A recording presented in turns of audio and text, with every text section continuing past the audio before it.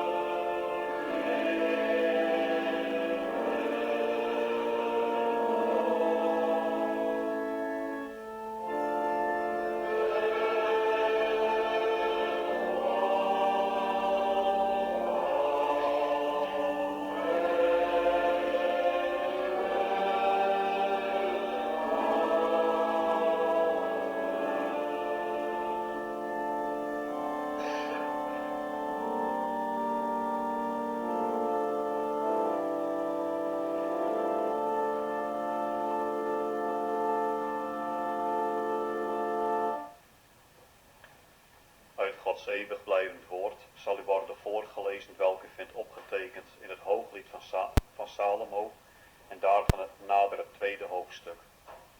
Wij noemen nu als onze schriftlezing hooglied 2, waarboven staat de stem mijns liefsten. Ik ben een roos van Saron, een lelie der dalen. Gelijk een lelie onder de doornen, alzo is mijn vriendin onder de dochteren.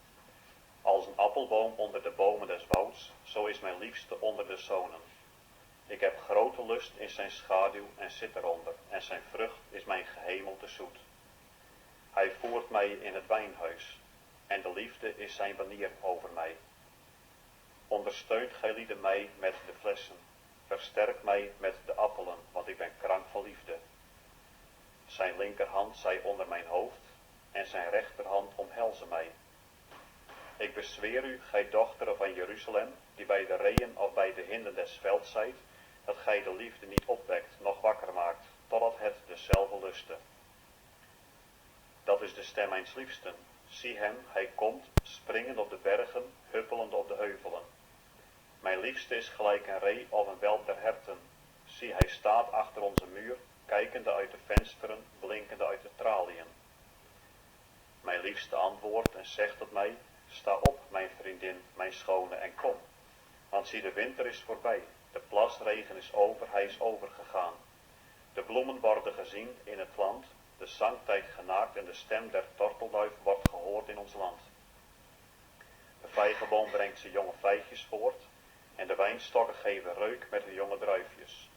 Sta op, mijn vriendin, mijn schone, en kom. Mijn duiven zijn in de kloven des steenrots, in het verborgene eener steile plaats. Toon mij uw gedaante, doe mij uw stem horen. Want uw stem is zoet en uw gedaante is lieflijk. Vangt gijlieden ons de vossen, de kleine vos die de wijngaard verderven, want onze wijngaarden hebben jonge druifjes. Mijn liefste is mijne, en ik ben zijne, die wijdt onder de leliën, totdat de dag aankomt en de schaduwen vlieden. Keer om, mijn liefste, wordt gij gelijk een ree op een veld der herten op de bergen van Better.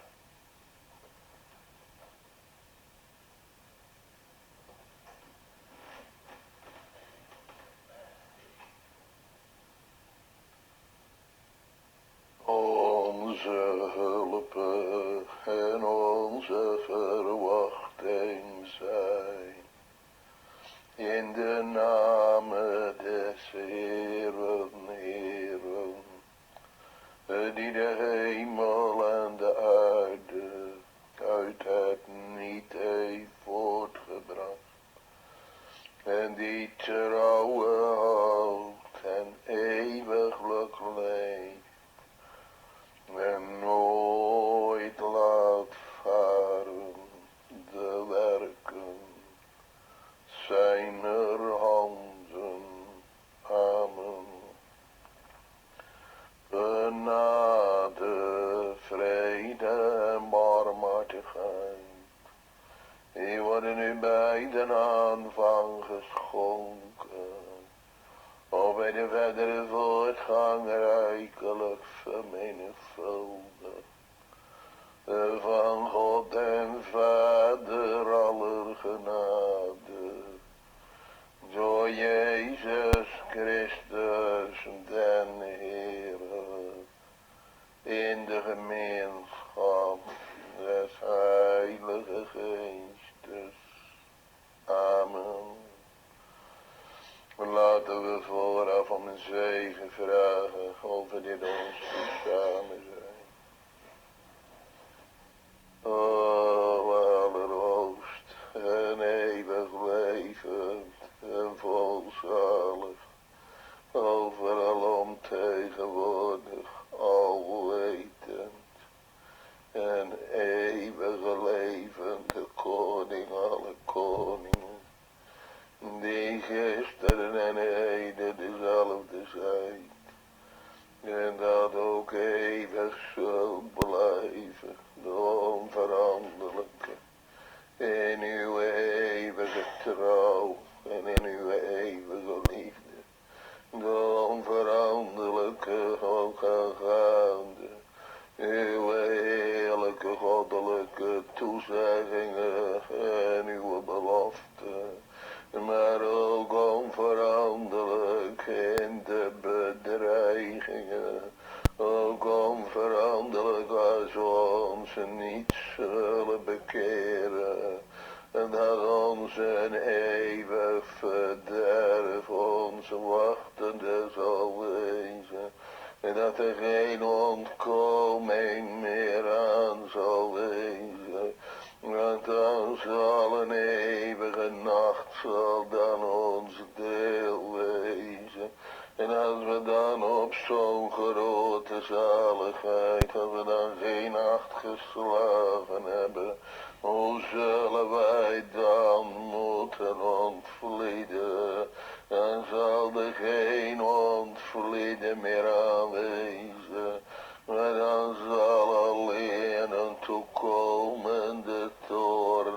zal dan ons deel wezen. O, zouden we het nog mogen ontkomen, zouden we nog uit die vrije goedheid en uit die eeuwige eenzijdige goddelijke liefde van tante nog getrokken mogen worden, opdat wij van vijanden en vrienden gemaakt mogen worden, omdat we u krijgen te benodigen, dat we u krijgen aan te lopen als een waterstroom. Want iedereen gezegd heeft, die zullen niet schaamrood worden. Oh, dat we dan nog van die eeuwige schande bevrijd zouden mogen worden. Want als we niet gered worden en niet bekeerd worden, dan zullen we tot eeuwige schande gesteld worden. Want dat zegt uw woord daarvan. En zullen we alle vlees in eeuwige afgrijzing wezen. En zullen we in die jongste dag opstaan uit de graven. En dan zal die ziel die al reeds in de rampzaligheid geweest is, die zal dan met het lichaam verenigd worden, om dan een allerafgrijselijkst lichaam te krijgen en daar eeuwig in te moeten verkeren. O, zouden we dan nog gered mogen worden, en zouden we dan van die grote nood en dood nog bevrijd mogen worden. Want het is niet uw schuld dat we daarin liggen, maar dat is onze eigen schuld. En wij hebben gezondigd, wij zijn recht geweest, wij zijn goed geweest. Wij zijn eerlijk geweest in de staat der rechtheid. Want u hebt het zelf getuigd toen u alles geschapen had. En de mens op de aarde gezet had en ziet, het was zeer goed. Maar hetgene dat nu zeer goed was, dat is nu zeer kwaad geworden. En zeer bedorven geworden. We zijn van een top van eer in een eeuwige verwoesting neergestort. En we hebben het moedwillig, we hebben het vrijwillig gedaan. Want u had ons wel gewaarschuwd, u had ons wel gedreigd. Als we daarvan eten zouden, dan zouden we de dood sterven. Maar we hebben geen acht gegeven op uw bedreigingen. We hebben die leugenaar, die hebben we het hart en het oor gegeven. En die kwam te zeggen, gij zult de dood niet sterven, maar gij zult als God wezen. Je zult nog hoger opklimmen en dat hebben wij begeerd. Dat hebben wij geloofd en we hebben u tot een leugenaar gesteld. Een grotere en snoden ondankbaarheid kon er nooit gebeuren als dat er daar gebeurd is.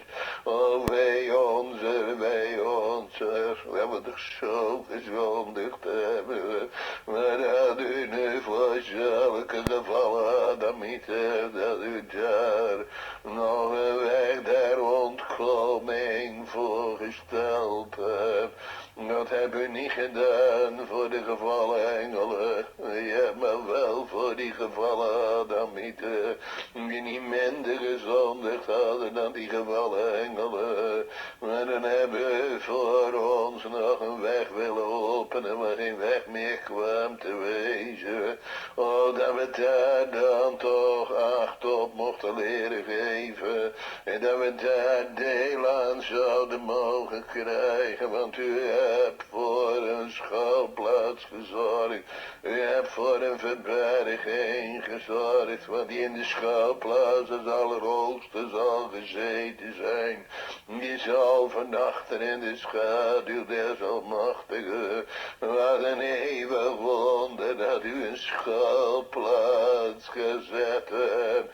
En die schuilplaats, dat is uw lieve zoon, waar alleen schuiling is, waar alleen verberging is, want daarbuiten is er geen veiligheid. En daarbuiten is er geen verberging, want die man, die zal zijn als een verberging tegen de wind en een schuilplaats tegen de vloeden van de goddelijke toorn. En alleen, en die in die schuilplaats zal gezeten zijn, die zal vernachten in die schaduw van de Almachtige, in die schaduw van die appelboom onder de bomen des wouds.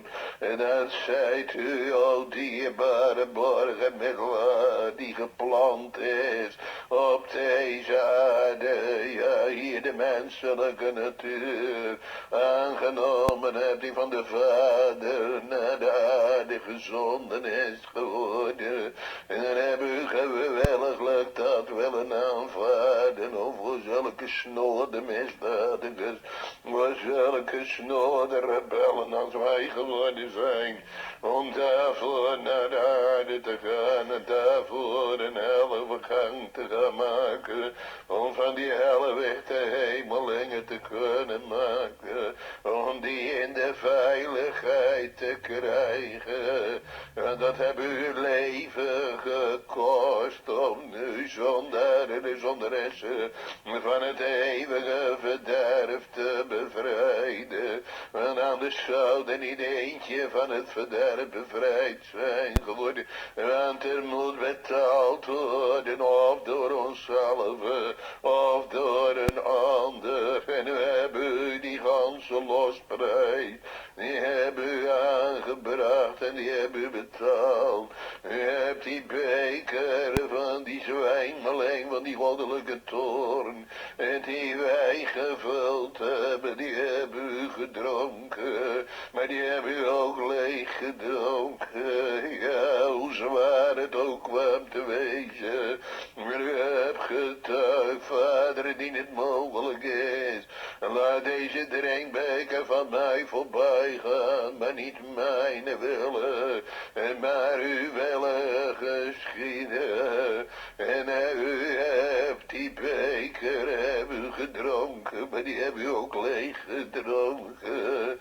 En daarom zal er een volk wezen die bekers de vertroostingen deelachtig zullen worden, maar die beker van die zwijmeling, van die goddelijke toorn, voor ontgeledigd is en geledigd is geworden, die van de toorn bevrijd komen te worden, maar die zullen leren kennen, het had u een liefhebbende, vriendelijk Vader voor hen komt te worden, omdat uw zoon die losprijs aangebracht komt te hebben, omdat de zoon betaald komt te hebben. Daarom ziet u geen zonden in uw Jacob en geen overtredingen meer in uw Israël.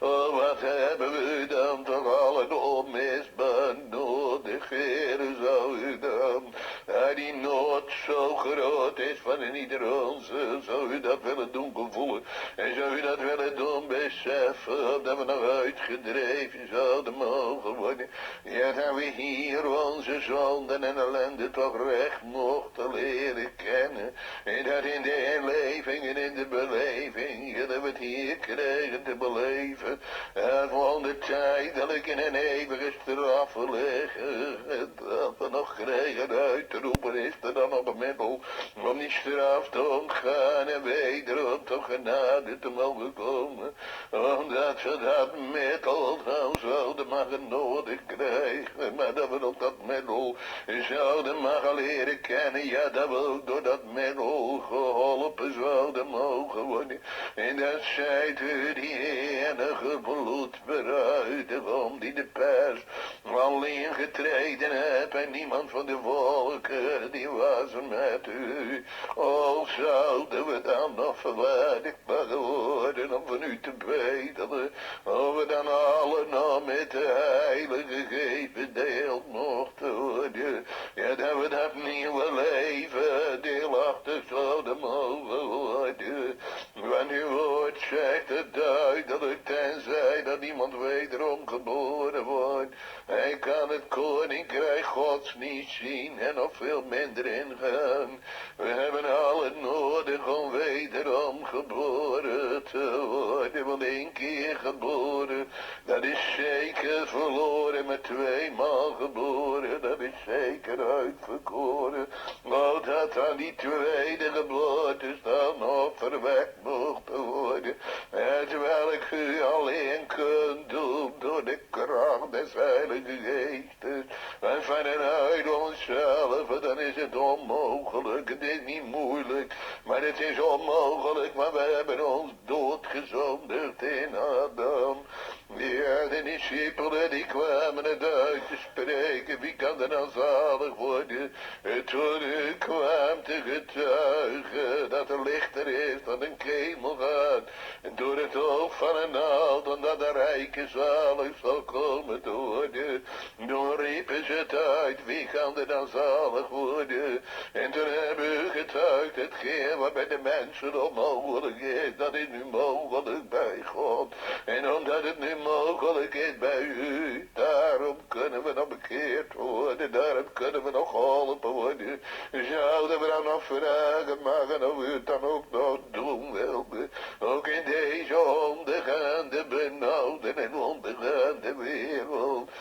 Toch dat werk uw genade voortgang zal mogen vinden. Ja, u hebt het zelf gezegd, Heer. Mijn vader werkt tot nu toe en ik werk ook. Ja, dat zal doorgaan tot aan de volleindingen der wereld. Ja, dat hebt u ook zelf gezegd, zolang als de zon en de maan er zullen wezen. Dan zal mijn naam voortgeplant worden, van geslachte tot geslachte, tot in het late nageslacht, zolang die zon en de maan er zullen wezen. Dan zullen er nog in Sion geboren moeten worden, en die u zelf komt te bevestigen, en die u zelf komt te schragen. Mogen we dan nog bedelen om die nieuwe geboortes? Mogen we dan nog smeken of onze ogen hier geopend mogen worden, en of onze harten hier vernieuwd zouden mogen worden? Als u die steenharten voor ons dan nog weg wilde nemen en nog een vleeshart willen schenken, omdat die uitroep van die 3000 pinksterlingen ook nog gehoord zou mogen worden onder ons. Man en broeders, wat moeten we doen om zalig te worden? Want als u kwam te werken door die zaligmakende werking in het geest, dan zouden diezelfde uitroepingen, die zouden gehoord komen te worden. Want u zijt onveranderlijk en u komt ook altijd nog te bekeren, zoals u ze altijd bekeerd komt te hebben. O, zouden we dat dan nog op mogen vragen en nog mogen bedelen. Maar ook hetgene wat u zelf gevraagd komt te hebben, u weet, waar u de hand van uw genade aangelegd hebt. Want de Heere die kent degene dan van die de zijne zijn, die hebben u van eeuwigheid gekend. Want dan zegt u zelf, ik ken de mijne, maar u komt ook te getuigen en ik word van de mijne gekend, die verwaardigd hebben mogen worden, om u te hebben mogen leren kennen door de zaligmakende werkingen des geestes. Zoals er in uw woord komt opgetekend te staan, dit is het eeuwige leven, dat zij u kennen, de enige en de waarachtige God en Jezus Christus, die gij gezonden hebt, dat we dan nog met die kennis bedeeld mochten worden bij aanvang en bij voortgang, want daar heb u ook van gezegd, ze zullen mij alle kennen, maar ze zullen ook mij vervolgen te kennen.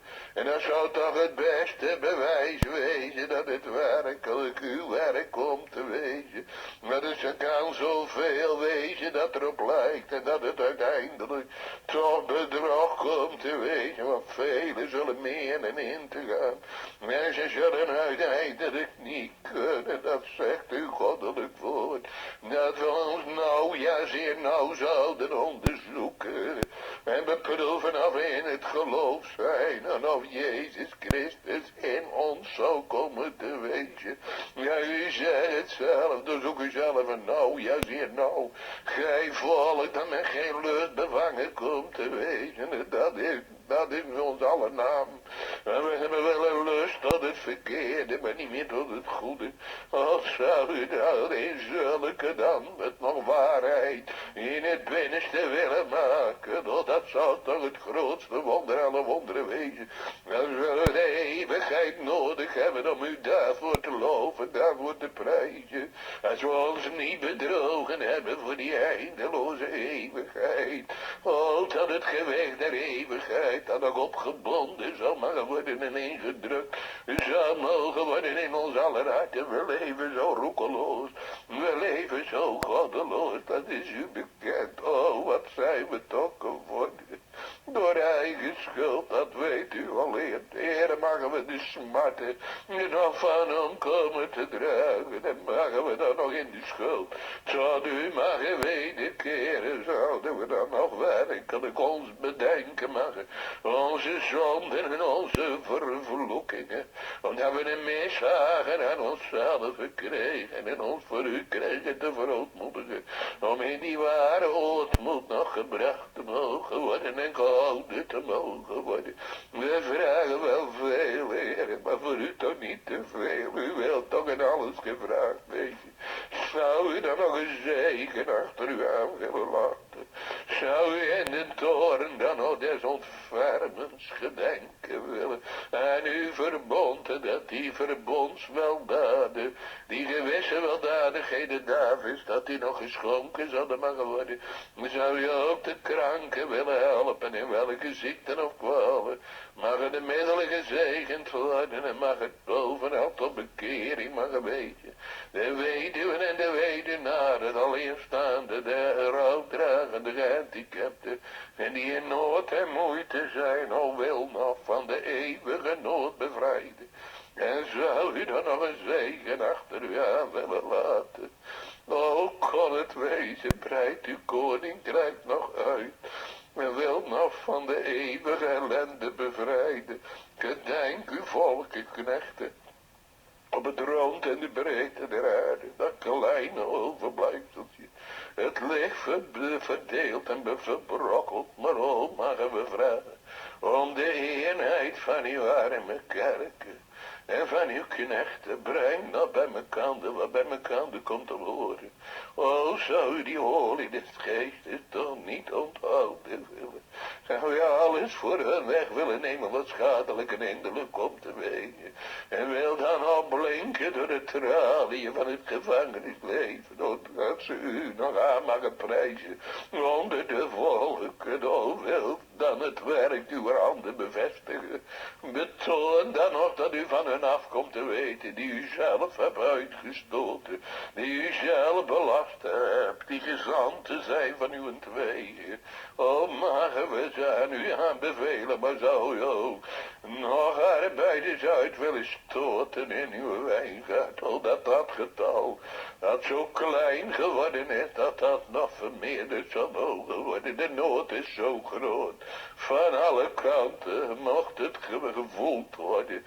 En zou u er nog in willen voorzien, zou u dan in dat later nageslag nog werken willen. Want als u nog arbeiders uit wilde stoten, dan zou het een teken zijn dat er nog werk voor komt te wezen. Dat er nog zielen toegebracht moeten worden. Doe dan nog eens boven bidden en boven denken. Maar help ons dan ook in deze uren. We staan er ook weer voor een onmogelijkheid. Een ellendige, jammerlijke Adamiet, dat is u bekend. We komen in het slijk der zonde te kruipen. Dat we een walging van onszelf mochten ontvangen. Dat we ons mochten verfoeien voor uw heiligheid en stof en assen. En zouden we dan nog bespreid mogen worden met uw dierbare hart en bloed.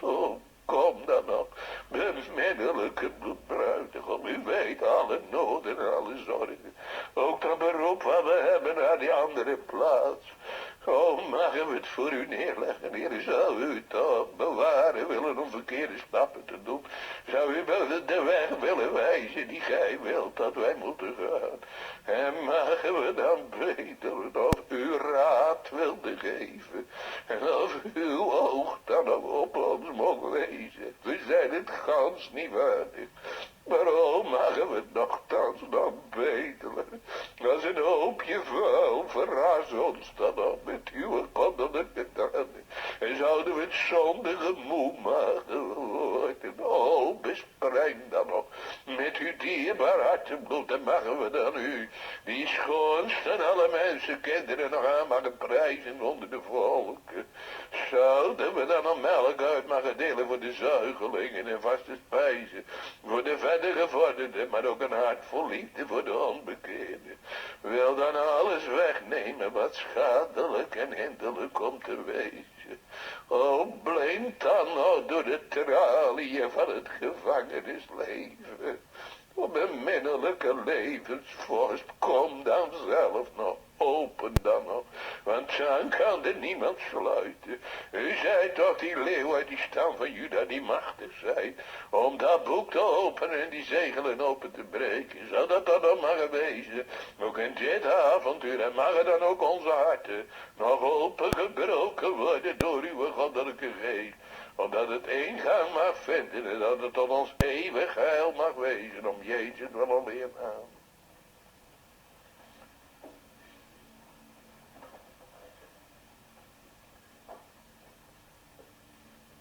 Verliefde medereizigers, naar de nimmer eindigende eeuwigheid. Wil wel zeggen eeuwigheidsreizigers te zijn. En wat nog meer, nog veel erger, dat we in een brandend gevaar zijn verkeerd. En waarom zijn we in een brandend gevaar? Dan moeten we naar het paradijs. Daar hebben we het over ons gehaald. Want in die staat der rechtheid, daar was geen gevaar. Daar was enkel genot, daar was enkel veiligheid. Daar schitterde we met dat heerlijke sierbeeld van ware kennis, gerechtigheid en heiligheid. Daar mochten we met God omgaan. Als een vriend met zijn vriend. Daar was er geen dood. Er was geen hel. Er was alleen maar een eeuwige zaligheid. Die onze wachtende kwam te wezen. Als we gehoorzaam gebleven waren. Maar daar is de breuk gekomen. In Adam hebben wij alle gezonden. En wij derven de heerlijkheid Gods. Ja, je zult misschien zeggen, ja, wat heb ik ermee te maken? Dat Adam gezondigd komt te hebben. Dat vind ik onrechtvaardig. Dat mij dat toegerekend komt te worden. Daar heb ik toch geen deel aan.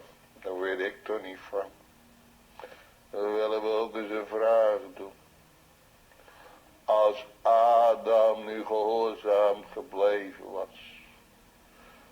zouden we het dan erg gevonden hebben dat de Heer het ons ook toegerekend had? Denk toch van niet. Dan hadden we er niets op tegen gehad. Maar nu we in Adam gezondigd hebben, dan hebben we er alles op tegen. En waarom? Omdat we ons van God losgescheurd hebben. Omdat we ons aan de duivel overgegeven hebben, aan die leugenaar. En aan die mensenmoordenaar. En daarom zal het ook zo nodig wezen, geliefde, dat we Adam voor God zouden mogen worden. Door de werkingen des Heilige Geestes. Dat de Heer onze ogen zal willen openen.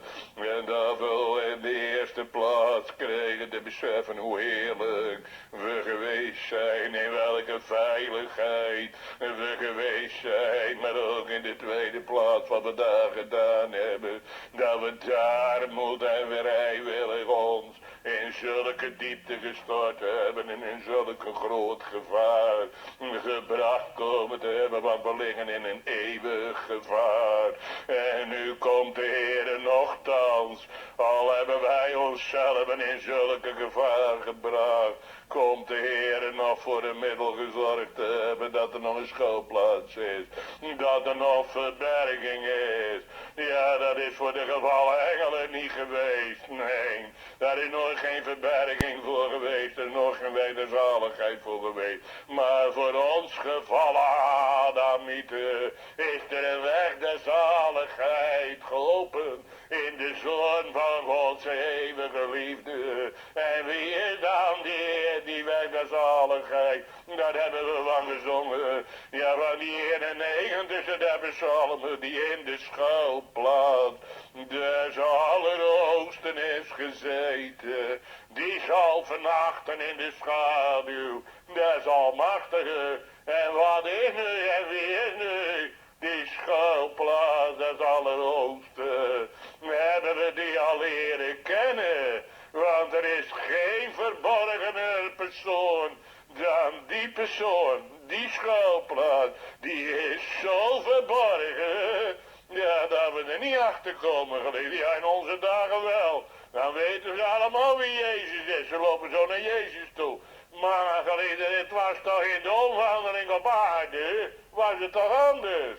Want daar liep die schuilplaats, want Christus is die enige schuilplaats. Want die man die zal zijn een verberging tegen de wind. En een schuilplaats tegen de vloeden van de goddelijke toorn. Want hij, die vloeden van die goddelijke toorn, is hij ondergaan. Met wie heb ik gesproken, de Vader, is op zijn lieveling leeg getoorn. Omdat kinderen des toorns weer kinderen Gods gemaakt zouden kunnen worden. Is dat dan geen allerdierbaarste schuilplaats, geliefde? En die heeft nu op aarde gewandeld. Maar het merendeel had er helemaal geen ergen in. Want het merendeel hebben uiteindelijk gezegd, kruis hem. Kruis hem, weg met deze, weg met deze. Laat Barnabas maar los. En laat die gekruisigd worden in Christus. Die had nog nooit anders dan goed gedaan. Hij had duidelijk betoond dat hij een goddelijke kracht kwam te hebben. Ja, want dat was duidelijk dat hij tekende en dat hij wonderen kwamen te doen. Daarom kwam de Heer Jezus ook aan zijn discipeltjes te vragen. Wie zeggen de mensen dat ik ben? Ja, en de Heer die zei Johannes de Doper, weer een ander, een van de profeten en weer een ander, nou wat anders. Maar ze raden er maar wat naar, want ze kenden hem niet. Ze wisten niet wie of hij uiteindelijk was. Ze voelden wel dat het toch wel iets bijzonders was, maar dat hij de zoon Gods was, dat wisten ze niet. En daar konden ze niet achter komen. Want dan lezen we zo dat de Heer het aan Petrus zegt, maar wie zegt gij dat ik ben? En toen mocht Petrus het getuigen, gij zijt de Christus, de Zoon des levendige God. En wat zegt de Heer tot Petrus? Zalig zijt gij Simon Barjona, want vlees en bloed hebben u dat niet geopenbaard. Maar mijn Vader die in de hemel is, heeft u dat bekendgemaakt. De Heer wil zeggen tot Petrus,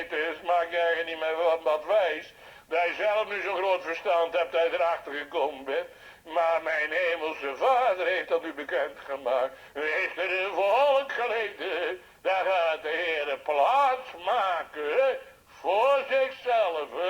Om zichzelf te gaan openbaren en bekend om te maken. Want de Heer die komt zijn genade niet te grabbel te leggen. Nee, want wie gaan er in de natuur, heel eenvoudig. Wie gaan er in de natuur een schuilplaats nodig krijgen? Ja, tot hiertoe leven wij nog in vrede. Hoe lang nog of hoe kort nog? Ja, hoe vlug zullen misschien ook de bommenwerpers ons land komen te bezetten. Zoals dat in 1940 geweest is. Ja, ik heb het ook maar van horen zeggen, want ik was er toen nog niet. Maar dat moet wel vreselijk geweest zijn. Dat die bommenwerpers met honderden naar Nederland binnenstroomden. En dat de mensen van angst het begaven. Vanwege het gevaar wat er aanstaande kwam te wezen. Vanwege de twijfelmoedigheid van de tijd. Wat zal er geworden? Wat zal er nu gaan gebeuren? Ik heb wel eens gehoord van iemand.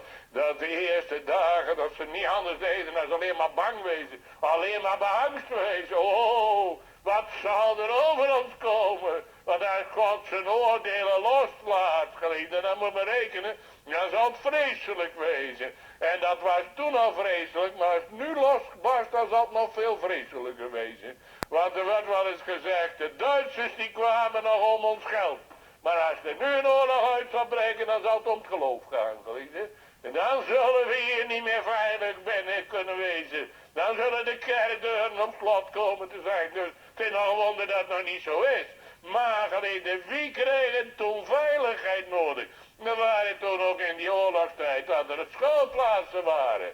En dat die gemaakt waren. En wanneer kregen ze nu die schuilplaats nodig? Ja, als die bommenwerpers eraan kwamen. Als het gevaar in de dadelijkheid zichtbaar, voelbaar kwam te wezen, wat ging er dan gebeuren? Dan vluchten ze daar naar die schuilplaats toe, heel eenvoudig. Zo is het geestelijke niet anders.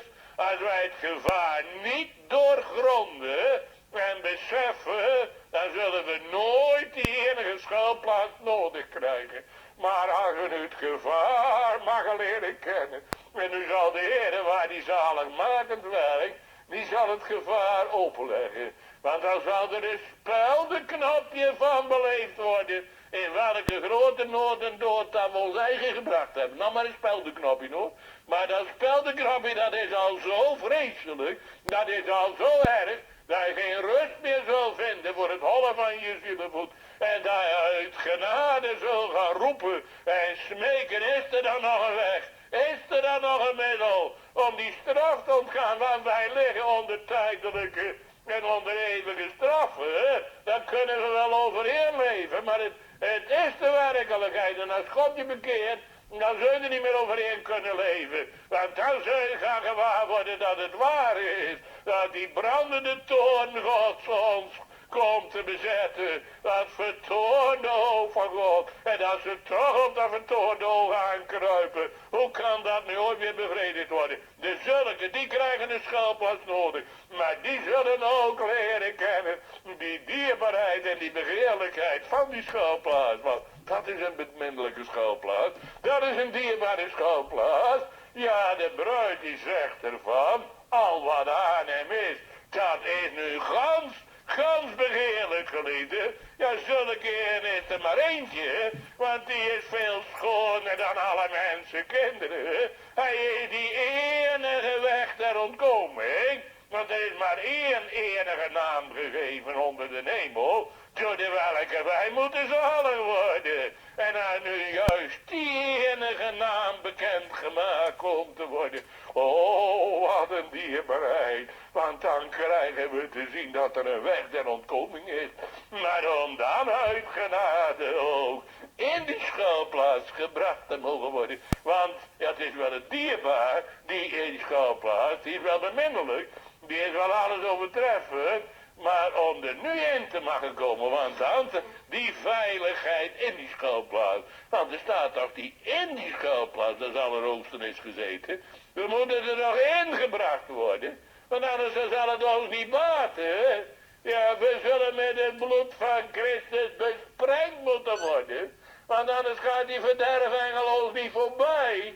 Gelijk met die kinderen is zelfs, als die bovendorpel en die zijdorpel niet besprengd waren met bloed. Want zonder bloedstorting geschiedt er geen vergeving. Dus dat bloed geleden van Christus, van die enige schuilplaats, dat moet toegepast worden aan ons hart, om daaruit vandaan ontkoming te maken verkrijgen en de beginselen van de eeuwige zaligheid zullen mogen proevenis maken, want dan zullen we het mogen beleven, die in de schuilplaats, dat aan de hoogste is gezeten, die zal vernachten in de schaduw des Almachtigen. En wat is nu die schaduw des Almachtigen? Wat een eeuwig wonder, geliefde, dat de Vader voor zulke schaduw gezorgd komt hebben. Want anders zou die er nooit geweest zijn. Maar daar heeft de Vader voor gezorgd. Zoveel liefde heeft de Vader gehad voor zulke snode rebellen, dat hij nu zulke schaduw heeft willen stellen, geliefden. En wie was die schaduw? Dat was niemand minder dan de Zoon van God. Dat was niemand minder dan die appelboom onder die bomen des wouds, waar de bruid begeerden onder te verkeren en waar ze onder mocht zitten. Waar we dan een ogenblik ons aandacht bij mensen te bepalen en wel. Dan gaat het hooglied van Salomo daarvan naderen zonder het derde vers, waar Gods heilig woord al dus spreekt. Gelijk een lelie onder de doornen, alzo is mijn vriendin onder de dochteren. Nee, als een appelboom onder de bomen des wouds, zo is mijn liefste onder de zonen. Ik heb grote lust in zijn schaduw en ik zit eronder en zijn vrucht is mijn gehemelte zoet. Waar de gedachte de hulp is hier een ogenblik stil te staan, waar de bruid de bruidegom bij komt te vergelijken. En ten tweede de begeerte die zij kwam te hebben, grote lust om onder zijn schaduw te mogen verkeren. En ten derde de vrucht die ze mocht genieten, want ik zit eronder en zijn vrucht is mijn hemelte zoet. Maar voordat we daartoe overgaan, laten we eerst nog zingen van Psalm 42, het eerste en tweede en derde vers. Het eigent de jacht ontkomen, schreeuwt niet sterk en uitgenoten wat er verder volgt, 1, 2 en 3 van Psalm 42. Nee, 1, 2 en 3 van 63. Dus niet 42, maar 63. 1, 2 en 3 van 63.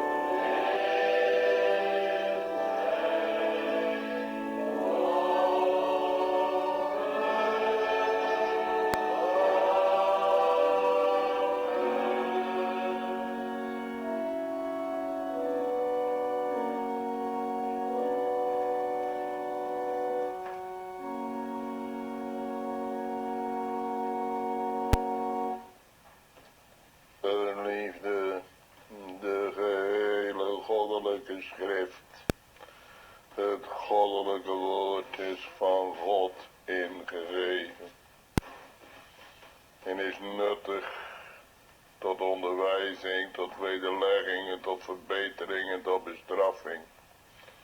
Ja, het is nuttig tot zaligheid.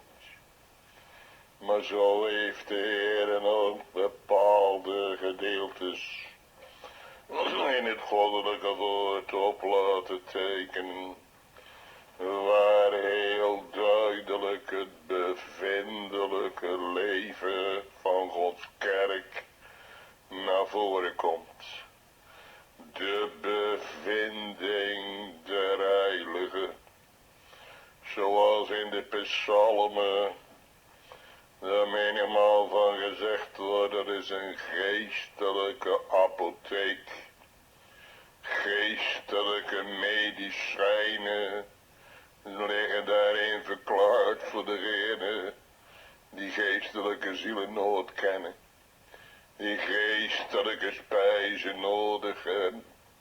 Ja, want hebben we nu wel eens ooit medicijnen nodig gekregen? Geestelijke medicijn. Dat ligt in de psalmen verklaard. Hoeveel boetpsalmen, klaagpsalmen die uit de diepte en uit de behoeften uitkomen. Maar ook uit reddingen, verhoringen.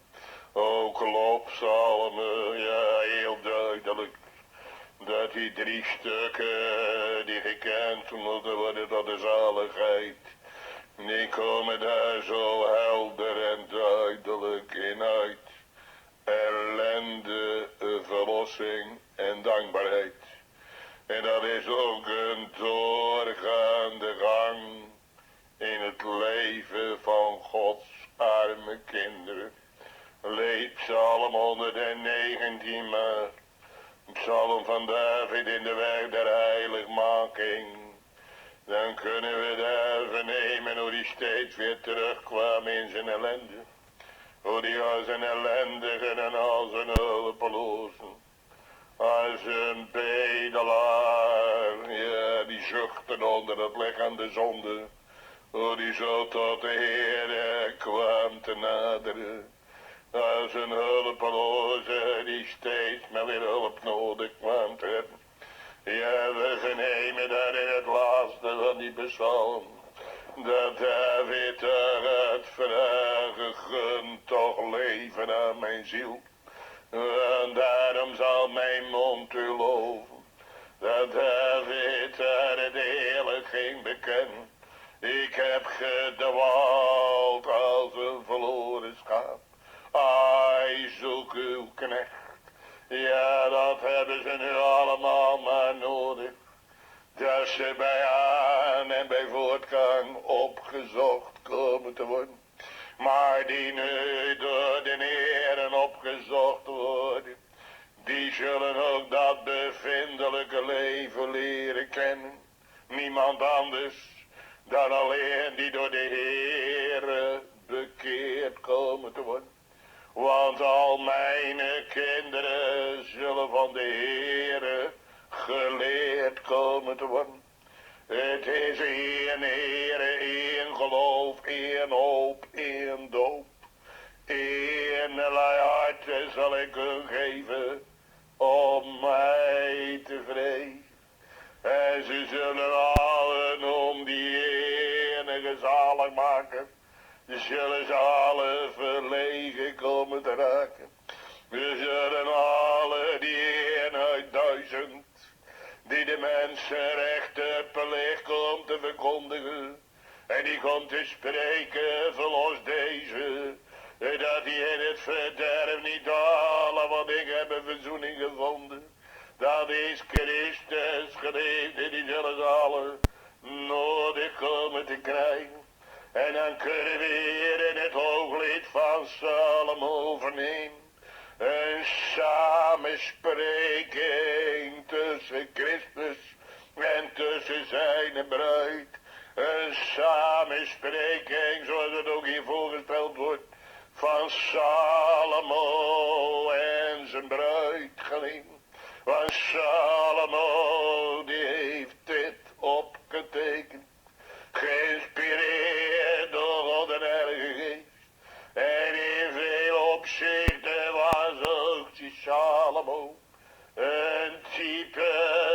van die meerdere Salomo geliefd. Want Salomo was een vredevorst.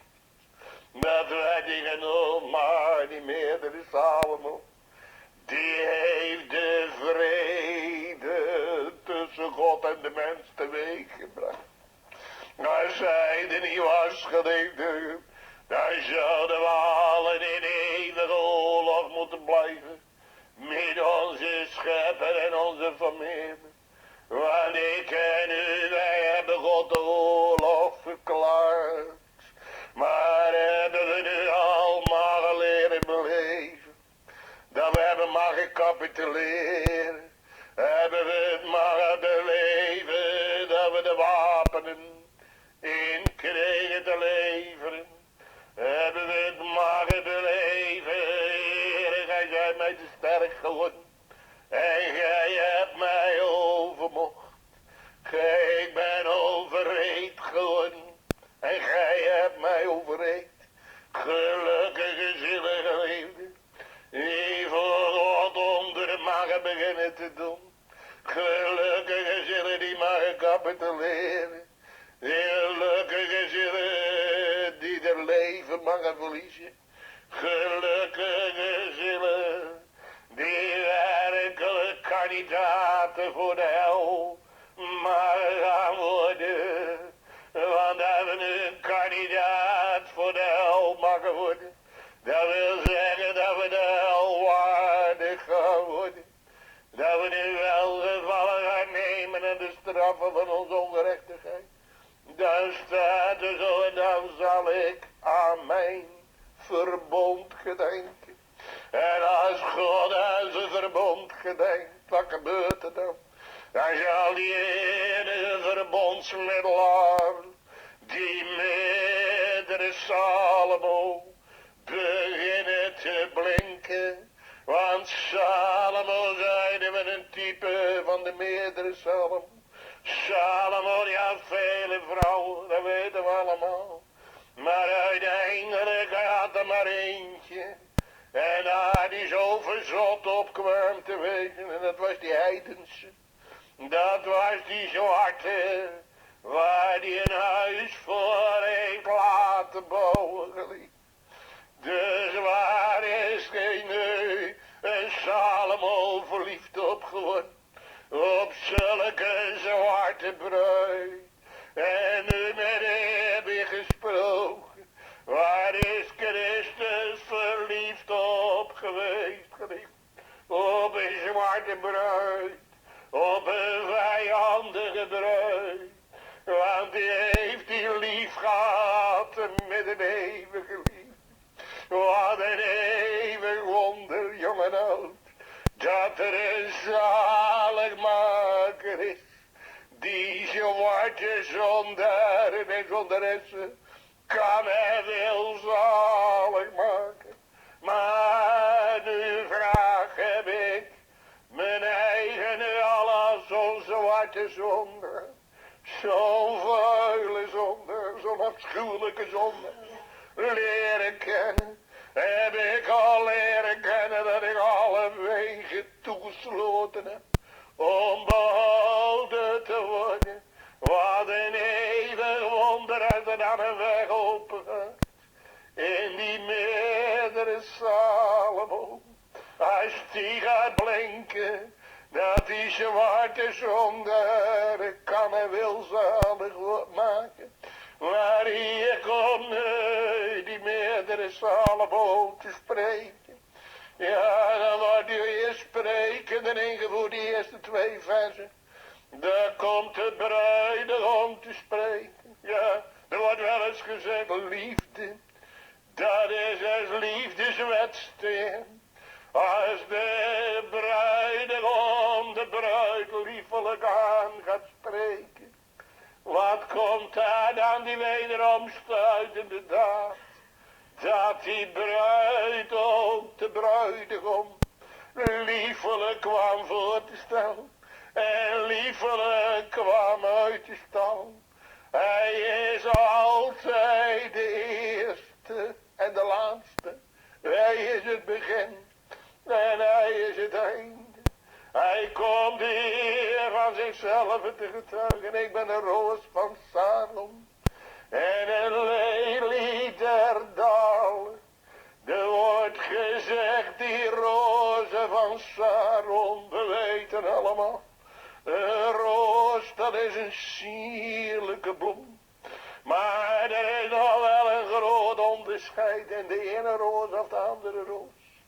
Ja, er wordt gezegd, die rozen van Saron, dat waren zulke grote, dat waren zulke mooie. Maar dat waren ook zulke welriekende rozen. Daar onze rozen als het ware niets bij komen te wegen. Dus horen we het nu.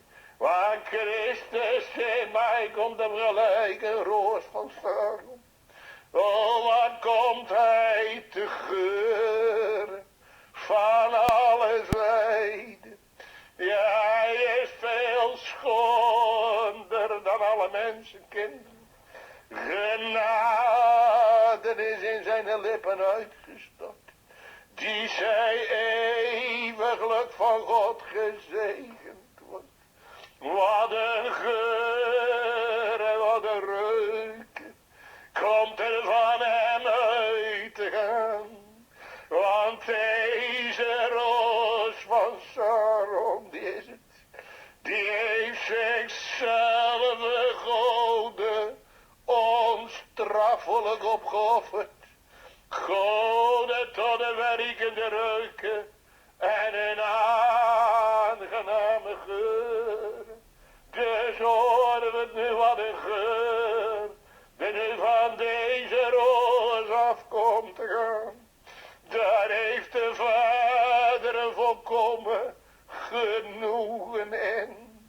Wie heeft er een behagen in dat offer van zijn geliefde zoon. Nou, nu die sierlijke roos, dat die nu de dood is ingegaan, geliefde. Dat die het leven afgelegd heeft. En daaruit vandaan komt de Vader bevredigd te wezen. Maar hij is ook een lelie der dalen, die lelie. Die wordt ook gezegd daar in die dalen, dat ze waren de schoonste. Dat waren de liefelijkste. Je leest zo van die leliën des velds. Dat de Heer tot die kleingelovigen zegt, wat ben je bezorgd? Waarmee die je kleden zult en wat je eten zult. Aanmerk toch de vogelen. Ze arbeiden niet gelegen en nochtans voedt die hemelse Vader de vogelen. Maar aanmerk ook de leliën, ze spinnen niet en ze wassen niet. En nochtans heeft de Heer ze met meerdere heerlijkheid bedeeld. Dan een Salomo met al zijn heerlijkheid geliefd. Zo heerlijk zijn nu die leliën bekleed geliefde. Heerlijker dan Salomo met heel zijn mooie klederen. En met zijn sierlijke klederen. Maar ja, zo de Heer dat het gras des velds wat heden bloeit en in de oven, morgen in de oven geworpen wordt. Alzo bekleed, zult ge hoeveel te meer. Zal de Heer nu dan niet kleden, gij kleingelovigen. En nu komt hij hier van zichzelf te getuigen. Dat hij een lelie der dalen is. Zulke sierlijke lelie. Maar gelijk wat komt hij dan nog meer te zeggen, gelijk een lelie. Onder de doornen, alzo is mijn vriendin onder de dochteren. Daar komt de bruidegom zijn bruid aan te spreken. Als zijn vriendin geliefde. O, de Heer die maakt van vijanden, maakt die vrienden. Er worden vijanden met God verzoend. Geen vrienden hoor, nee. Maar er worden vijanden met God verzoend door de dood van zijn lieve zoon. En als we nu vrienden zullen gemaakt mogen worden, dan zullen wij wel onze vijandschap leren kennen. En leren leven, dan zullen we het leren kennen. Dat we zulke lievertjes niet zijn, hoor. En daarom zal het ook zo'n eeuwig wonder wezen. Aan u die konings aankomt te spreken. Als zijn vrienden, als zijn vriendin geliefd. Maar gelijk een lelie onder de doornen. Alzo is mijn vriendin onder de dochteren. Dus die ze worden bij een lelie vergeleken. Maar hoe leren ze de eigen kennen van liefde? Leren ze de eigen kennen als een lelie dat kun je vernemen. Hoe de bruid zich heeft leren kennen. Die kwam van de eigen te getuigen. Ik ben zwart. Toch liefelijk. Dus waar had ze nu die liefelijkheid van? Die had ze al leren van een ander en in een ander geliefd. Daarom zal het ook niet moeilijk wezen voor de ware kerk. Om eeuwig strak van zich af te zwaaien. Door u alleen. Om dat eeuwige welbehagen. Niet ons, o Heer. Maar uw namen alleen zij de eer. Oh, om uw goede tierenheid en uw waarheid wil. Daar moet je toch eens over denken. Dat de Heer ze nu als lelie aankomt te merken onder de doden. En dat ze de eigen zwart leren kennen. Maar over de andere kant liefelijk in een ander. Maar de bruid die komt ook te getuigen. Dat ze was als de tenten van Kedar. En die tenten van Kedar, daar wordt van gezegd. Dat waren afzichtelijke, afschuwelijke tenten. Dan kwam de stank vanaf de stijf. En dat kwam de bruid nu van haar eigen te getuigen. En ik geloof als God je bekeert, geliefd. Als je met de bruid gaat naar instemmen. Dat hij nu ook zwart bent. Maar dat hij nu ook bent als die tenten van Kedar. Dat hij nu ook zo vuil en stinkende geworden bent voor God. Want ja, dat is de waarheid. Want de Heer heeft van de hemel nedergezien. Of er nu nog iemand was die verstandig was. En of er nu nog iemand was die goed kwam te doen. Maar God heeft er geen eentje gevonden hoor. Ze waren allen afgeweken, onnuttig geworden. Ja, ze lagen alle stinkende voor Gods aangezicht. Dus horen we het, dat waar is. Dat de Heer het van mij zegt en van u zegt. Maar zeg ik het nu ook van mezelf? Nee, zeg u het van jezelf. Ja, dat eerlijk maar belijden. Dat het de werkelijkheid is. Waar heeft meneer me gesproken? De Heer het toch zin aan gehad. Om in zulke stinkende zondaren en zondaressen. Om daar genade in te gaan verheerlijken. Daarom hoeft er niemand aan God te wanhopen geliefd. Want die genade die is overvloedig genoeg. Hoeveel wij zijn dat niet uit te drukken. Maar het middel tot reiniging, dat is nog groter. Dat is nog voller, dat is nog heerlijker. Maar nu noemt hij ze een lelie onder de doornen. En wie zijn nu die doornen? Ik lees in het woord. Dat er staat in Jesaja dat er voor een doorn een dennenboom opstaan en voor een distel een mettenboom. En dan zal de Heer aangeschreven worden. Het zal hem tot een naam en een teken wezen. Dat is toch geen kleinigheid geliefd. Dat er voor een doorn een dennenboom opgaat. En voor een distel een mettenboom. En wie ben er nu die distel? En wie ben er nu die doornen? Dat ben ik geliefd. Dat ben u. Maar had hij nu een dennenboom en een mettenboom voorop komt. Maar dat zal de Heer nog tot een teken wezen. Daar zal de Heer tot in alle eeuwigheid de eer van komen te krijgen. Daarom die bruid, die is als een lelie onder de doornen. Die leeft hier onder de doornen. Gelijk een lelie hier in de natuur onder de doornen. Als het ware onderdrukt komt te worden. Verstikt komt te worden dat die doornen. Dat die er als het ware overheen groeien. Ja, en dat ze kwelen, dat ze als het ware treuren. Die Lelie, omdat ze daar onder die doornen zijn verkeerd. En zo is het nu met de ware kerk, geliefde. Die zitten hier in de doornen. En welke doornen zijn dat dan, geliefde?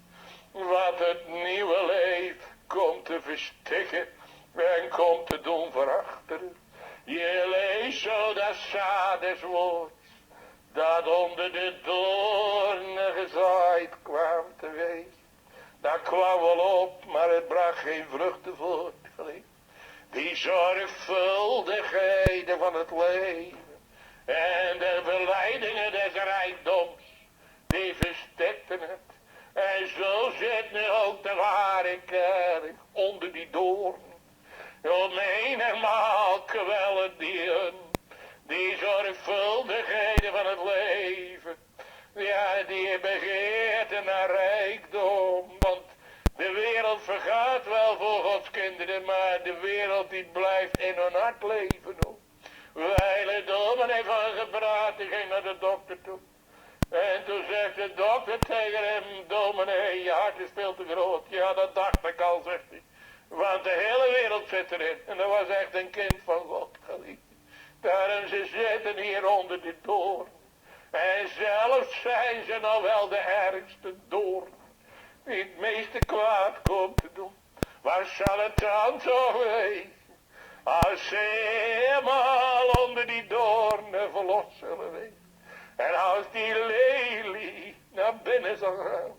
Wat de Heer erin gelegd heeft. Want ook alleen Gods eigen werk. Dat zal binnenkomen. En al het andere. Dat zal achterblijven. Maar nu komt hij door de wederomstuitende daad. Komt die bruid aan het woord. Ja, die gaat nu heerlijk spreken. Van de bruidegom als een appelboom. Onder de bomen des wouds. Alzo is mijn liefste onder de zonen. Ja, hoe moeten we dat dan verstaan? We lezen zo duidelijk van Adam. Die bracht zonen voort naar zijn beeld. Maar dat was niet meer het beeld Gods, geliefde. Nee.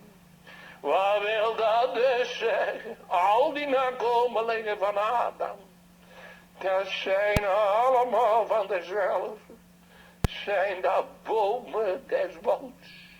Die komen maar zo voort te telen. Die hoef je niet te planten, nee. Die telen maar zo voort. Die bomen des wouds. Dat is mijn naam. Dat is ons alle naam.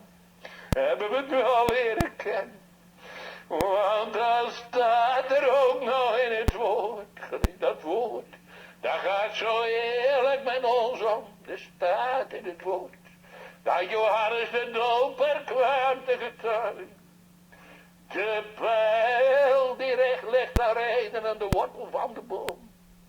En iedere boom die geen goede vrucht voortbrengt.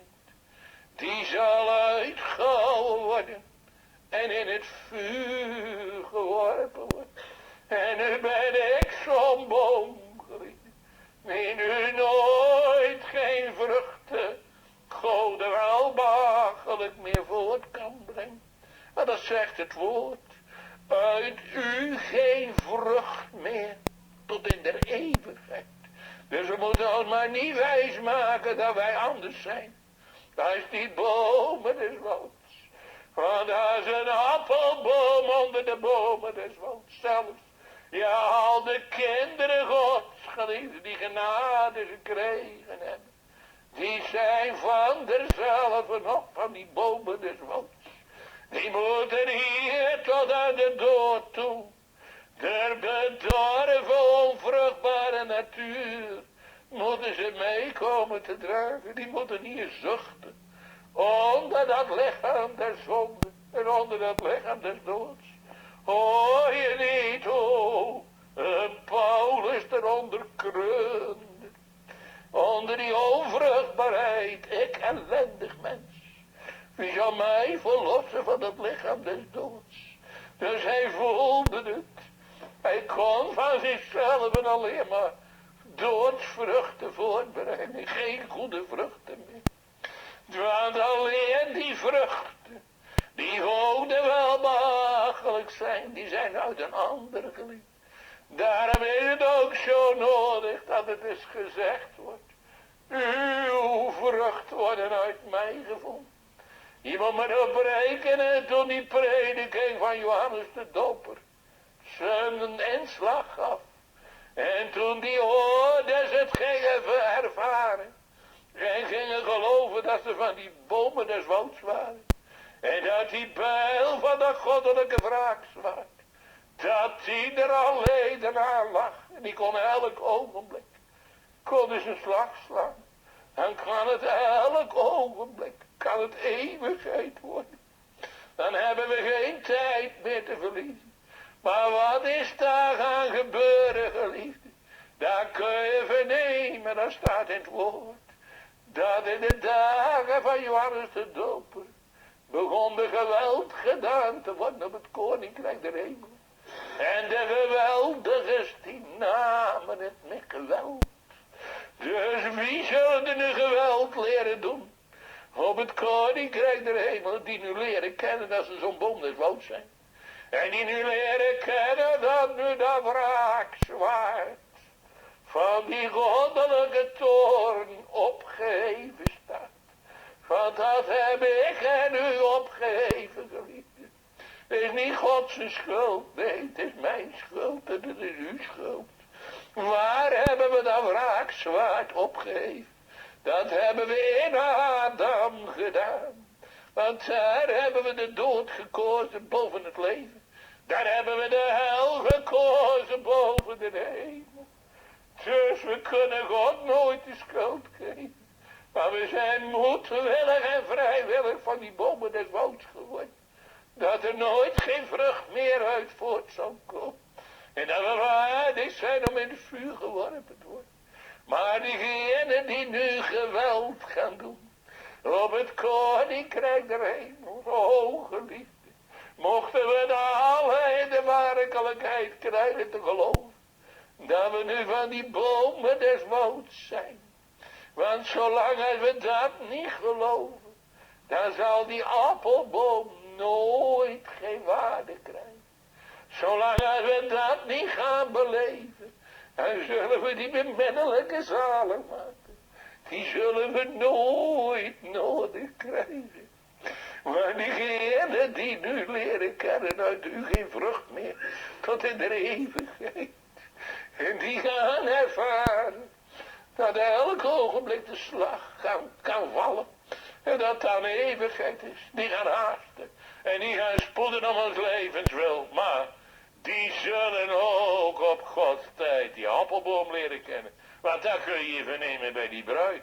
Die had die appelboom leren kennen. En we zeiden, die bomen des wouds, die hoeven je niet te poorten. Nee, die telen zo voort met duizenden. Ja, dat gaat zo vanzelf voort. En zo is het nu ook met de mens, geliefd. Want alle vlees is gras. We komen net als gras zo voort te planten. Ja, want we brengen zonen en dochteren voort naar ons beeld. En wie zal een reine voortbrengen uit een onreine? Geen één. We telen maar zo voort. Ja, wat brengen we eigenlijk voort? Geliefde, denken we er wel eens aan. Ja, ik heb ook veel kinderen en kleinkinderen. Maar wat hebben we eigenlijk voortgebracht? We hebben bomen des wouds voortgebracht. We planten bomen des wouds. Die telen we zo voort. Dat gaat zo door. Is het wel eens tot smart geworden? Zijn we er wel eens mee in de nood gekomen? Gelijk als die ouders van Marcus 10. Die kwamen met de kindertjes in nood. Die kwamen met de kindertjes tot Jezus. Want die gingen het gewaar worden dat het bomen des wouds waren. Die ze voortgebracht hadden. En dat ze naar het eeuwige vuur reisden. Als de Heer er zijn zegen in de handen niet overuit kwam te strekken. Maar Wat een eeuwig wonder die daar iets van leren kennen, geliefde. Ach ja, dat er een appelboom is. Want die appelboom, die is geplant. Ja, waardoor is die geplant? Die is van de Vader geplant. Wat een eeuwig wonder. Dat de Vader midden in de bewegingen van barmhartigheid bewogen geweest is over gevallen Adams kinderen. Over dat gevallen Adams geslacht. Dat daar gedachten des vredes over geweest zijn. Dat daar onderhandelingen over geweest zijn. Niet over de gevallen engelen, maar wel over die gevallen Adamieten. Daar heeft de Vader met de eeuwig gesproken dat hij verlegen steekt. Hoe zal ik ze weer onder de kinderen zetten? Wat moet er nu van die bomen des wouds terechtkomen die er eigen bomen des wouds gemaakt hebben? Die ik met dat heerlijke sierbeeld bedeeld kwam te hebben. Maar die nu dat heerlijke sierbeeld weggeworpen hebben. En die nu waardig zijn om voor eeuwig verbrand te worden. Die er eigen onder die eeuwige straffen gebracht hebben. Hoe moet ik die weer onder de kinderen zetten? Maar toen is die appelboom tussen beiden gekomen. Toen heeft Christus gesproken, Vader, ik zal van de aarde gaan. Plant mij maar op de aarde. Ik zal die menselijke natuur aannemen. Ze zullen mij wel van de aarde verdelgen. Ze zullen mij wel van de aarde afsnijden. Want de Heer doet een afgesneden zaak op aarde. We kunnen het vernemen, Abraham. Die moest zijn zoon Isaac opofferen. En hij had dat zwaard gereed om er doorheen te gaan. Toen kwam de Heer te zeggen, hou op Abraham, want nu weet ik dat gij mij lief hebt. Maar geliefde, hoeveel te meer. Bij Isaac is het er niet doorgegaan, dat wraakzwaard. Maar bij Christus is het er wel doorgegaan. Want die is van de aarde uitgeroeid geworden. Daar is het wraakzwaard doorheen gegaan. Die is de dood ingegaan. Om het leven te verwerven. Ja, dat kunnen we toch niet zeggen dat God niet een onuitsprekelijke liefde had. Tot dat gevallen menselijk geslacht. Want de Heere zei tot Abraham. Nu weet ik dat je me lief hebt. Dat je je ingeborene voor mij overgegeven hebt. En dat je die dus liet slachten. Maar hoeveel te meer heeft God dan die kerk lief. Die uitverkorene lief. Dat is een lieveling daarvoor heeft willen laten slachten. En op aarde willen planten. Tot de weg der ontkomingen. Want anders was er geen weg der ontkomingen hoor. Als er geen appelboom geplant was. Als Christus niet gekomen was. Dan was het verloren. Maar nu die bruid geliefde en gelukkige ziel. Die de begeerig nagemaakt mogen worden. Die appelboom mag leren kennen. Want wat kwamen ze te getuigen? Ik heb grote lust in zijn schaduw. Oh, hebben we er ook al grote lust in gekregen. Om eronder te mogen verkeren. Onder die appelboom geliefde. Ja, hebben we hem leren kennen, die appelboom. Dat we mogen weten wie die appelboom is. Want anders zullen we er ook geen begeerte naartoe hebben. Om eronder te verkeren. Nee, dan moeten we wel eerst weten wie of die appelboom komt te wezen, geliefde. Want onbekend, dat maakt onbemind. Maar als we hem nu hebben mogen leren kennen. En wat is de vrucht daarvan? Dan gaat zulke ziel uitroepen. Geef mij Jezus, of ik sterven.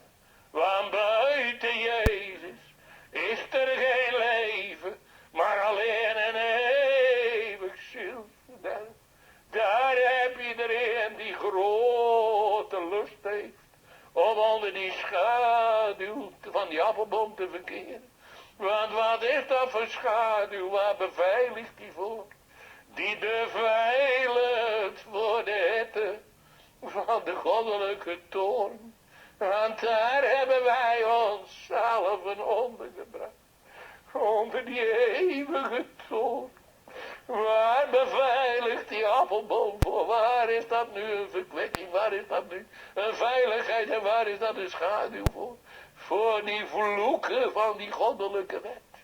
Want vervloekt is een iegelijk die niet blijft en hetgeen geschreven staat in het boek der wet om dat te doen. Kennen we daar wat van, geliefde? Ja, vervloekt is je baktrog. Vervloekt is je ingang, vervloekt is je uitgang, geliefde. Ja, dat valt niet zo mee, maar ik denk dat dat de kortste weg is, dat die appelboom begeerd zal komen te worden. Dat we die appelboom nodig komen te krijgen. Want als we nu nergens geen veiligheid meer kunnen vinden voor de toekomende toorn. Als we nu nergens geen veiligheid meer kunnen vinden voor de vervloekingen die op ons geladen liggen en waar wij onder zijn verkeren. Als we nu nergens geen uitkomst meer zien en niemand zorgde voor mijn ziel, zegt de dichter. Hebt gij mijn pad gekend? Is dat niet waar geworden? Dat toen die appelboom zich hij ging ontsluiten. Ja, dat is de weg ter ontkoming van de toekomende toon. Dat is de weg om van de vloek van de wet verlost te mogen worden. Want Christus is het einde der wet. Ben niet gelijk die komt te geloven. De wet is een tuchtmeester tot Christus. Maar het einde der wet is Christus. En iegelijk die komt te geloven. Dus geliefde, voel je nu. Wie er nu een grote lust krijgt. Om daar onder die appelboom te mogen verkeren. Om daar verkwikt te mogen worden. We lezen ook dat die dierbare koning komt te getuigen. Komt alle tot mij die vermoeid en belast zijn. En ik zal je rust geven voor uw zielen. O geliefde, diegenen die nergens geen rust meer kunnen vinden. Die rusteloos over de aarde gaan. Waar komen die begeerig gemaakt te worden? Om onder die appelboom, om daaronder te mogen verkeren. Om daaronder bedekt te mogen worden. Maar daar staat er ook zo. En ik zit eronder. En zijn vrucht is mijn gehemelte zoet. Hier zien we nu ook zo duidelijk. De Heer is altijd in alles de eerste en de laatste. Hij bezoekt het land. En het begeerig gemaakt hebbende, verrijkt hij het grotelijks. Want die begeerte, die had de Heer opgewekt. Om onder die appelboom, om onder die schaduw, om daaronder te mogen verkeren. En als de Heer nu een begeerte opkomt te wekken, dan doet hij geen alle werk. En dan zal het op zijn tijd en wijze, zal het vervuld komen te worden. Ja, want dat ze grotelijks verrijkt mogen worden. En dat is hier gebeurd bij deze bruid, want ze mocht er in de dadelijkheid onder zitten. Gelijk als we ook lezen, daar heb je eigenlijk weer hetzelfde in het Hooglied. In het eerste hoofdstuk, trek mij en wij zullen u nalopen. Ja, en wat staat er dan in de koning? Die heeft mij gebracht in de binnenkamer. Dus die bruid die was begeerig om getrokken te worden.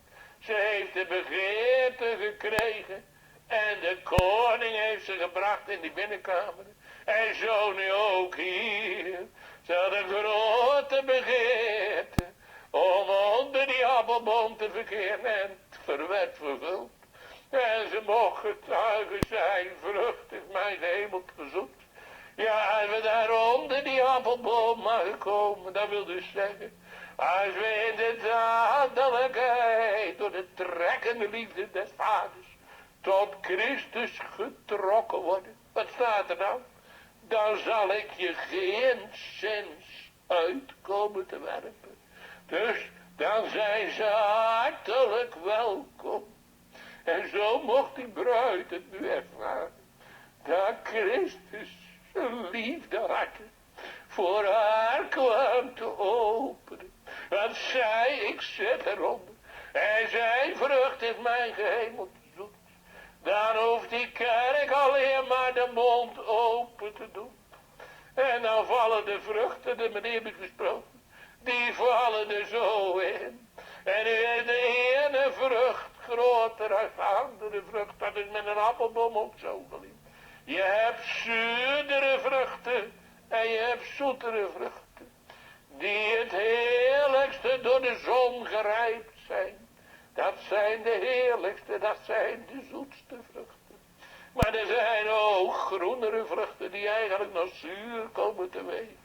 En zo nu in de geestelijke zin. Die zuurdere vruchten die zijn net zo noodzakelijk als die zoetere vruchten. Waarom? De ontdekkingen zijn net zo nodig als de bedekkingen. Die noordenwinden der uitzuiveringen en der ontdekkingen, die zijn net zo nodig als die zuidenwinden der vertroostingen. Want die ene die maakt maar plaats voor de andere. Oh, en dan die vruchten, die zoete vruchten van dat liefelijke evangelie. Ze mag proeven en te mogen smaken. Zijn vrucht is mijn gehemelte zoet. Trouwens, alle vruchten die van Christus komen, die hij verworven heeft, die van die appelboom komen, die zijn allemaal zoet geliefd. Dat is al bij aanvang zo. Ja, voordat ze weten van wie of die vruchten komen. Je leest toch ook zo heel duidelijk in het woord. Want we moeten eigenlijk altijd maar bij het woord blijven. Je leest zo heel duidelijk in het woord die geschiedenis van Samson en van zijn ouders. En dat die leeuw, dat die leeuw gedood had en dat er honing uitkwam.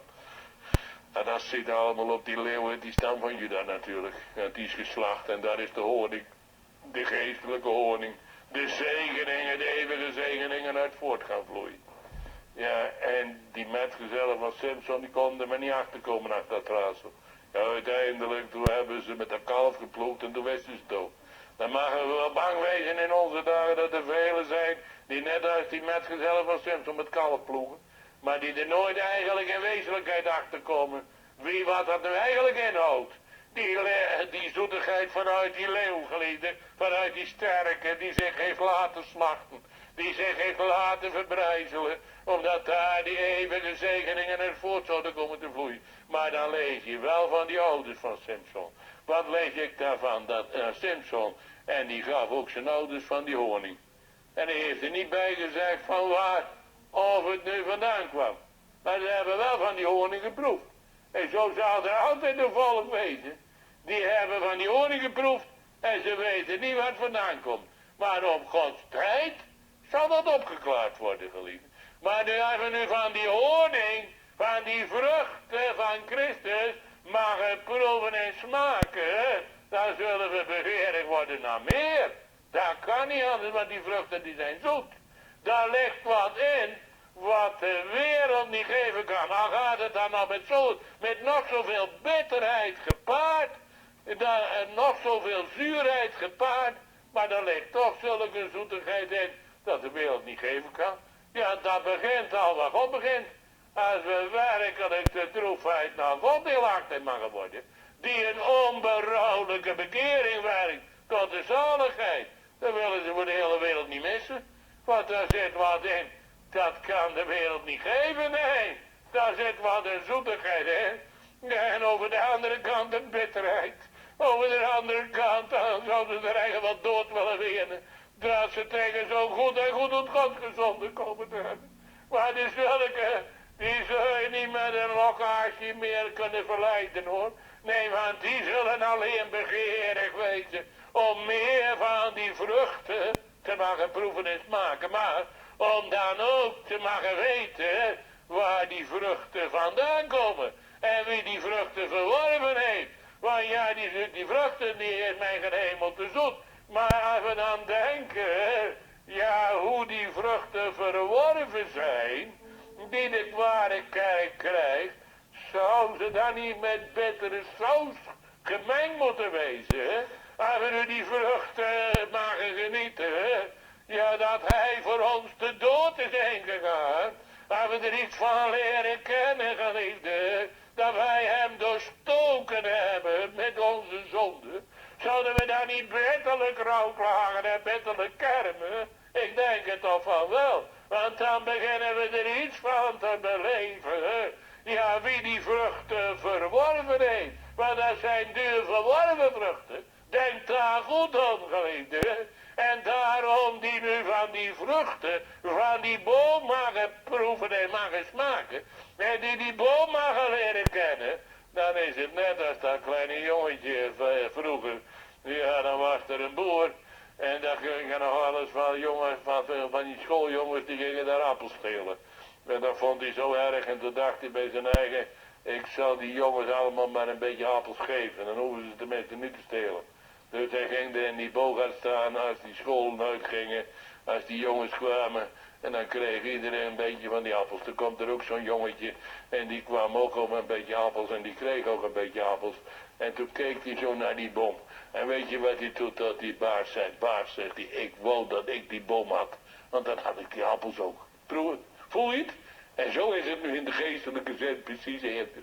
Als we nu van die appels krijgen, als we van die vruchten krijgen, dan zullen we beginnen en we mogen proeven en smaken waar ze vandaan komen. Dan zullen we begeren worden om die bomen ook te mogen hebben. Om die tot ons bezit te mogen hebben. Want dan hebben we de vruchten bijgeliefde. En daar zal de ganse uitverkoren kerk, die zal daar naar staan. Want als je daar niet naar staat, geliefde, dan is het niet waar. Dan is het niet echt. Want het einde, dat moet het begin waar komen te maken, geliefde. Als het begin waar geweest is, zul je geen rust kunnen vinden voor het hollen van je zielevoet. Hoeveel van die heerlijke vruchten je ook mag proeven en mag smaken. Van die appelboom, onder de bomen des wouds. Maar dan zul je niet kunnen rusten voor een leer. Je die appelboom zelf mag hebben. Dat je die boom gekregen hebt. Ja, want onze koning, die is van Israëls God gegeven. Dus het is nog geen gestolen koning ook, nee. Maar een gegeven koning. Want als je een gestolen koning hebt, dan zal je mee omkomen. Maar een gegeven koning, dat zal houdbaar zijn voor die nimmer eindigende eeuwigheid. En geliefde, dan moeten ze hier op aarde van die kruimeltjes leven. Want ze leren hier leven van de rente van het kapitaal. Want het kapitaal, dat blijft vaststaan. Ja, dat is in de hemel vast. Want ze krijgen hier de erfenis. Die krijgen ze hier niet meer geheel en al toegedeeld. Dan zouden ze ze nog weer doorbrengen. Maar die wordt in de hemel voor hen bewaard. Die eeuwige erfenis. Maar ze krijgen hier alleen de rente van het kapitaal. En dan moeten ze hier van die kruimeltjes leven. Dan moeten ze hier leven als een wonder als ze nog eens een vruchtje van die appelboom mogen krijgen. Nog een wonder als ze nog eens een toeknikje mogen krijgen. En die beminnelijke bruidegom, die zichzelf voor hun dood geliefd heeft. Wat een eeuwig wonder als het nog eens weer een ogenblikje bevestigd wordt. Dat het werkelijk zijn eigen werk komt te wezen. Als het nog weer eens een ogenblikje waar komt te worden. Dat ze er eigen niet bedrogen hebben voor die eindeloze eeuwigheid. Oh, maar wat zal het dan wezen? Als ze dan helemaal aan de stranden der eeuwigheid zullen komen. En het zal dan waar zijn. Oh, dan zal het eeuwig waar blijven. Maar dan zullen ze ook eeuwig bij die boom des levens wezen. Want dan lees ik in het woord van die boom des levens, dat is Christus, die brengt zijn vruchten voort van maand tot maand. Dus die houden daar nooit meer op. Die zullen tot in alle eeuwigheid, zullen ze uit die boom bediend worden. Want die koning die heeft toch zelf gezegd, tot die Samaritaanse vrouw, dat water dat ik je geven zal, dat zal opspringen tot in het eeuwige leven. Dus horen we nu, dat dat nu vruchten zijn, die duren tot in de eindeloze eeuwigheid. Daarom zegt deze koning ook, ik zal mijn liefhebbers doen beërven wat bestendig is. En ik zal al hun schatkameren vervullen. Dus willen we nu iets bestendigs hebben, hè?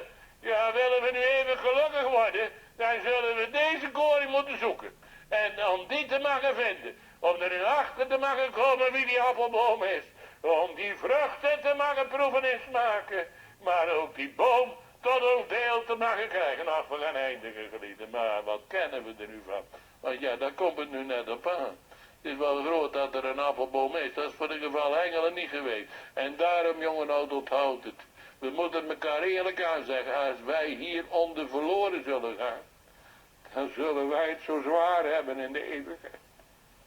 Want dan blijft er geen slachtoffer meer over voor de zonde, hoor. Maar alleen een eeuwige, schrikkelijke verwachting des oordeels. En dan zal het een eeuwige knaging wezen. Een vroeging. Had ik maar geluisterd. Had ik maar mijn eigen niet laten verleiden. En dan zullen de duivelen, die zullen even met ons spotten. En dan zullen ze zeggen, voor ons is nooit geen middel geweest. Maar voor jullie is een middel geweest. En nu heb ik je ervan af weten te houden. De Heer met de goddeloosheid, de ander met de valse godsdienst. En ga zo maar door. Maar ik heb je ervan af weten te houden en te verleiden.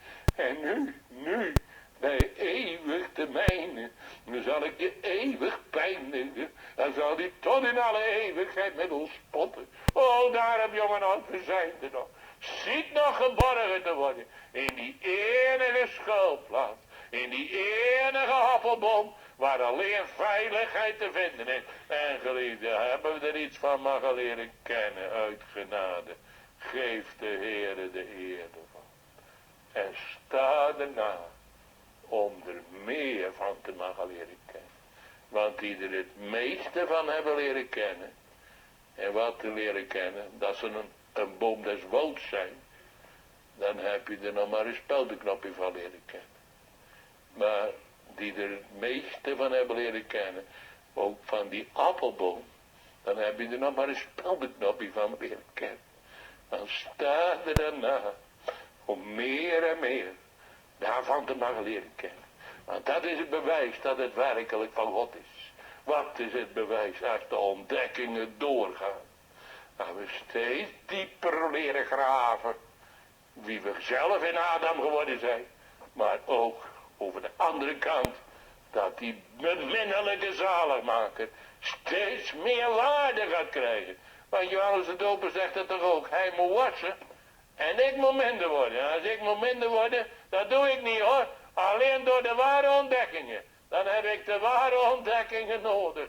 Om te leren kennen welke een ellendige dwaas, of dat ik geworden ben. Ach, de Heer mag het geven.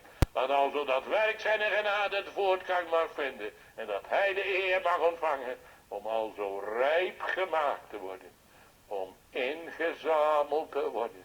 In de eeuwige rusten. Amen. O lieve ontfermen dat we uw grote naam dan mochten herkennen. Dat u nog uit en doorgeholpen hebt, zou u de grote naprediker willen wezen. Dat het niet vergeefs hoeft te zijn, Heer. En o, mogen we dan u smeken om uw geest, om uw genade, om die kinderlijke vereniging. Och, zou u dan dit deeltje in uw erven, wat niet zo groot is, zou u het nog willen gedenken. Was er dan ook nog gestemd hoopt te worden aangaande een ouderling.